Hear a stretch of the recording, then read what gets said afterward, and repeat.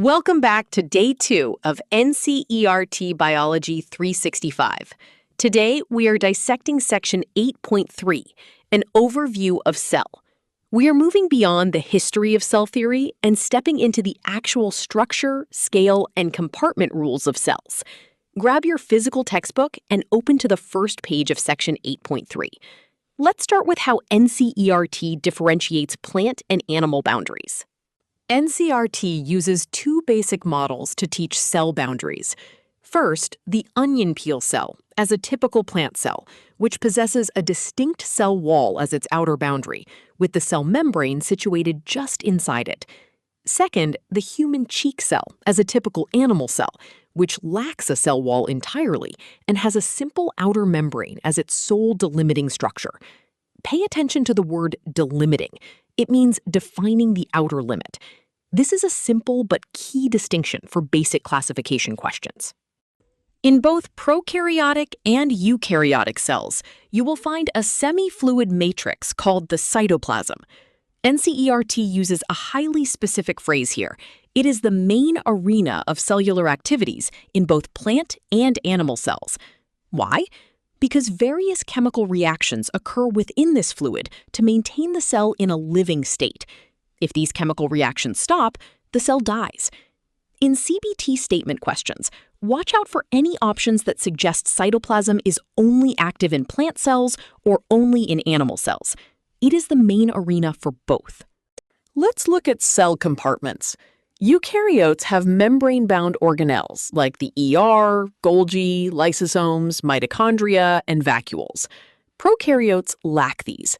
But NCERT points out two major exceptions that are highly testable.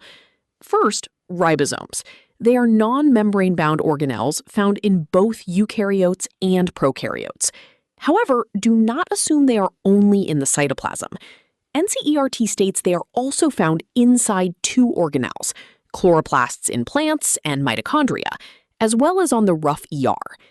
Second, the centrosome.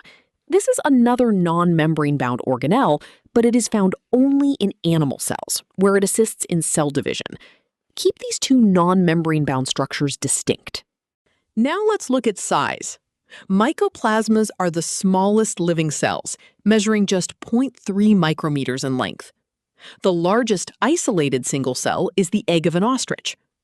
Among multicellular organisms, human red blood cells are approximately 7.0 micrometers in diameter, and nerve cells are some of the longest. But let's address a classic NCERT contradiction that can trip you up in a computer-based test. Here in Section 8.3, NCERT states that bacteria can be 3 to 5 micrometers. However, in the very next section on prokaryotes, it states typical bacteria are 1 to 2 micrometers. Keep both numbers in mind, as NTA can ask questions based on either context, depending on which section they are referencing. Finally, let's look at shape. Cells vary greatly. They can be disc-like, polygonal, columnar, cuboid, thread-like, or irregular. NCERT provides a clear rule here. The shape of a cell is closely related to the function it performs. For example, human RBCs are round and biconcave to maximize surface area for oxygen transport, while nerve cells are long and branched to transmit signals over long distances. Pay close attention to the diagrams on this page. Matching the shape to the specific cell type is a common exam pattern. That completes our line-by-line analysis of Section 8.3. Now it is time to check your active recall. Head down to the description, click the Take the Day 2 CBT practice quiz.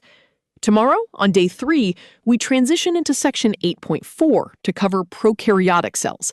We will dissect the prokaryotic cell envelope, understand the structural difference between the slime layer and the capsule, and look at how gram staining actually works. Click right here to subscribe to the daily series, watch tomorrow's class, or check out the full NCERT 365 playlist. Let's keep this momentum going. See you tomorrow.